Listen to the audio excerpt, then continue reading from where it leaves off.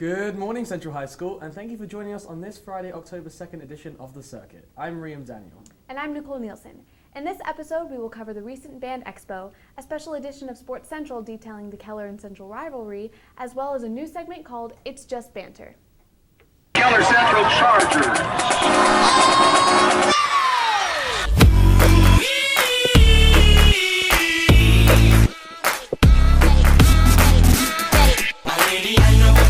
When the bass starts ringing, can you tell me when you're stoked to start? Are you ready? Ah, lady, you ready for tonight? Setting it on fire and we'll dance until we're dumb in the dark. Are you ready? With band season well underway, we've been keeping tabs on their recent progress. Here's Tyreek with more.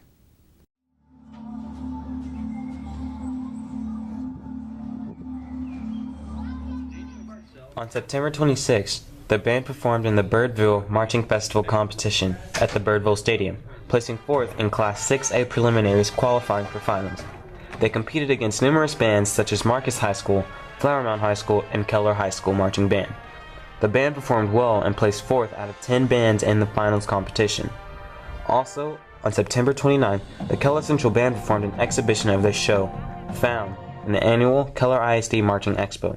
This event also included exhibition performances from the Keller High School Marching Band, Timber Creek Marching Band, and Fossil Ridge Panther Regiment. There were also performances by all Keller ISD middle schools with individual stand tunes for each band. The event ended with all of the participating bands on the football field performing Paint It Black. The band is now preparing for their next competition on October 10th at the Bands of America Arlington competition, where they will compete against all district bands and others, such as Carroll High School, LD Bell High School, and Hebron High School. If you haven't seen the show, the band will perform it after the Pink Out game. This has been Tyreek reporting for The Circuit. Great stuff there from the band. Here's Joe and Kirsten with more on the Central vs. Keller rivalry. This Friday, the Chargers take the field against the Indians of Keller High for the 9th time in school history. After winning the inaugural game of the rivalry 44-37 in 2006, the Chargers have been 5-3 against their crosstown rivals.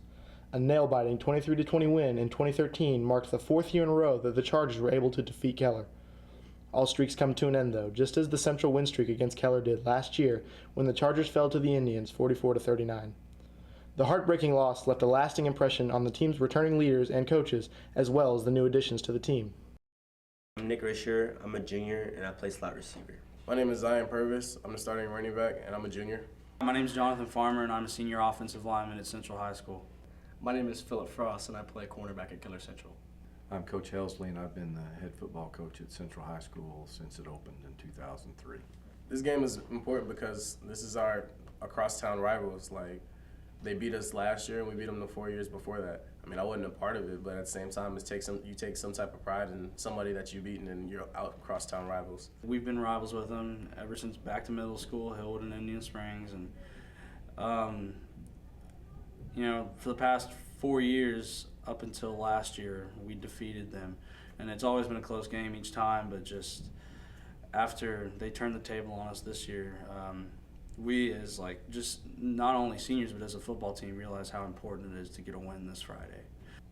With them just being our crosstown rivals, it's hard not to want to beat them. Last year's game was very rough. We weren't able to capitalize, and every year we played Keller, we always managed to beat them, so last year was pretty difficult.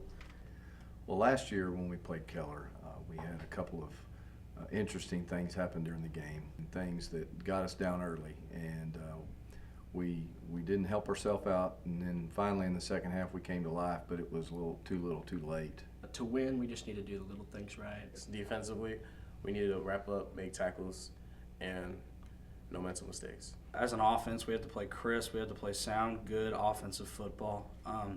Just pure execution on plays, have minimal errors, if any. We know this year we have to take care of the ball, do a good job of making first downs, moving the football, moving the chains, just giving ourselves a chance. I would say it's the biggest game of the year. Of course it is. Yes, this is the most important game of the year. I think that when we play Keller, I think it's easy to point to that on the schedule and say that it is the biggest game of the year. I think for us, every game is a big game.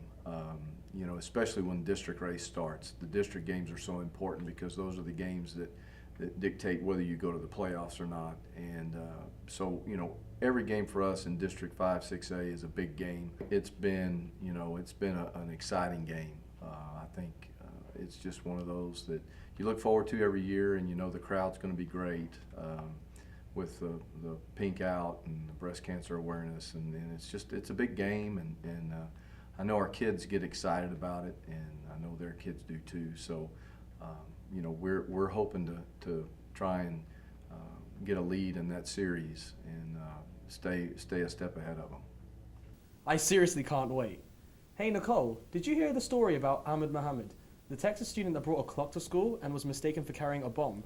I did, Riam, and I've heard kids around the school talking about it. Here's Walter asking some of them for their opinions. State your name for the camera. Brandon Abelman. I'm Brody Grimm. Audrey Oliver. Joe Fergano. Jessica Healy. Marcus Popoff. Scott Goodwin. Do you know what happened 2 weeks ago? Yes. Ahmed, his last name was accused of having a bomb in school, or a hoax bomb, when all he did was bring a countdown clock to school to show his teachers.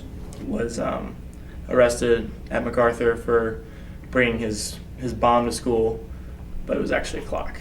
There was a kid named Ahmed who brought a homemade clock to school, and it was thought to be an explosive, so he was arrested. Yes. Can you explain? There was this kid who brought a clock to school that he made himself, but it looked like a bomb, so his teacher got him arrested. My understanding was that Mr. Mohammed brought what he had constructed as a digital clock or a digital countdown timer to school to show a teacher. He showed it to the teacher. The teacher asked him not to get it out and show it to anybody else.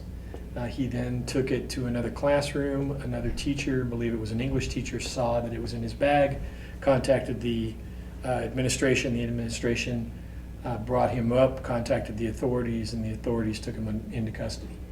What were your initial thoughts? I wondered why the kid brought a clock to school, why he would want to show his teacher, and then I realized he was just excited about what he made and he wanted to show it off to his teachers. I mean, honestly, not that shocked, just because I feel like racial profiling. I don't agree with the way they handled it. I think that it was definitely based on a racial stereotype, which I don't agree with, and I don't think that if they seriously thought that it was a bomb, they would have been so casual about it.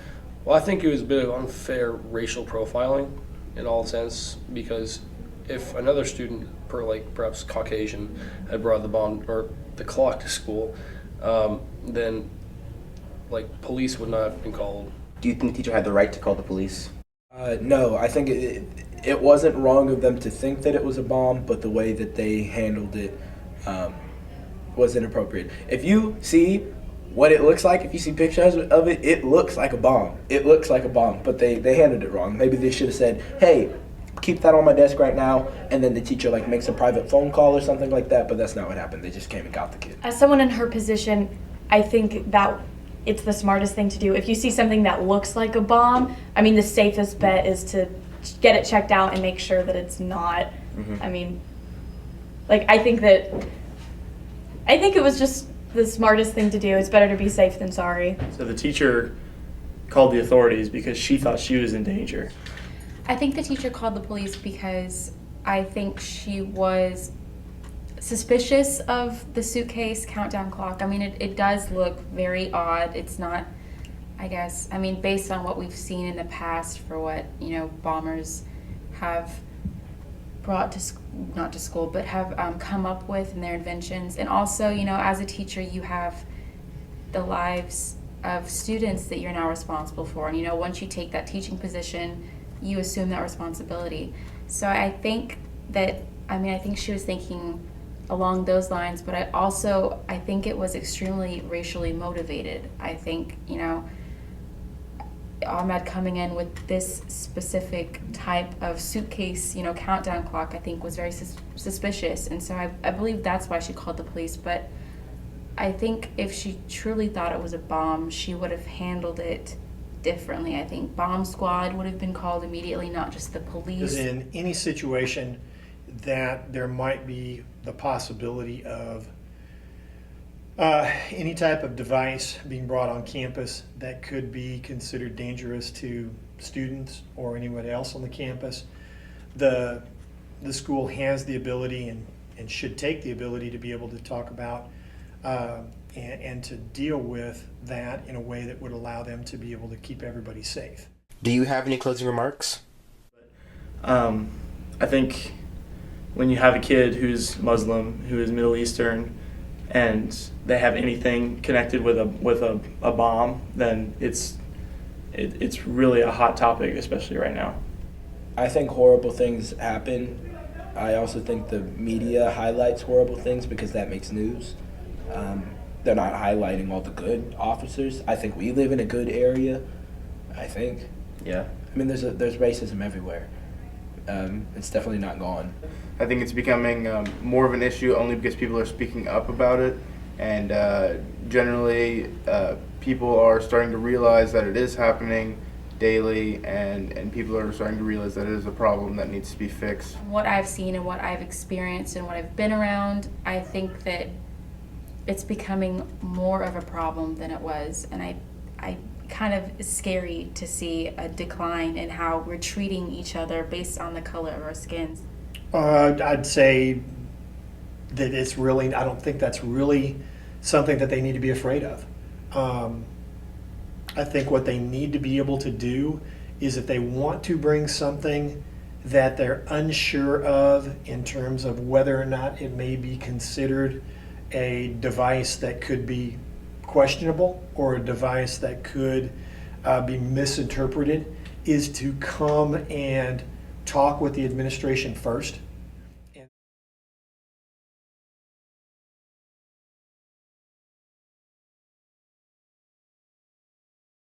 Interesting to see some of the differing opinions of the kids at the school.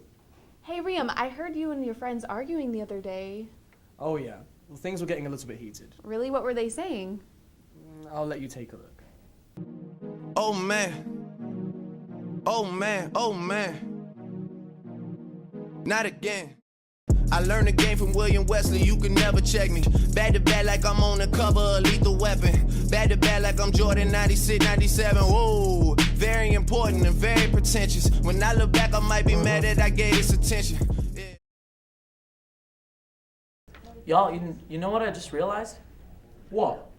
Yeah, what? Jack looks exactly like Mikey Bloomberg.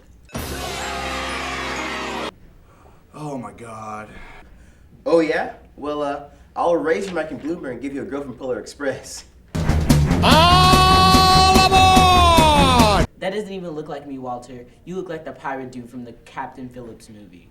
Look at me, sure. I'm the captain now. Guys, calm down. Let's just take a moment and appreciate that Riam looks exactly like Ravi from Jessie. It feels like a party every day. Oh my days, it looks nothing like me, Oswin. You look like Bobby from Jimmy Neutron. Slap, slap, slap, clap, clap, clap, slap, slap, slap, clap, clap, clap. No. Nah, Oswin, you look like Baljeet from Phineas and Ferb. That science prize is as good as mine! Shut up, Rodney. You look like Little Bill. Little Bill. It's just banter, mate. But speaking of banter... Hello! Oh, that's my phone! Guess what? Jack is still in the French. This has been our first segment of It's Just Banter. If you haven't figured it out yet, we'll be having a little fun making jokes about our friends here at Central. It's going to be a lot of fun, and we have a lot in store for this segment. Please, do not use it as an excuse to bully people, because here in Banter, we like having good, clean fun. Riam, I gotta admit, you do look a little bit like Robbie from Jessie. Very funny, Nicole. But for the sake of my humility, that will be all we have for today's Central. Thank you for tuning in. For news and more, be sure to check out centralcurrent.com. And for news and entertainment, you can see it on the Circuit.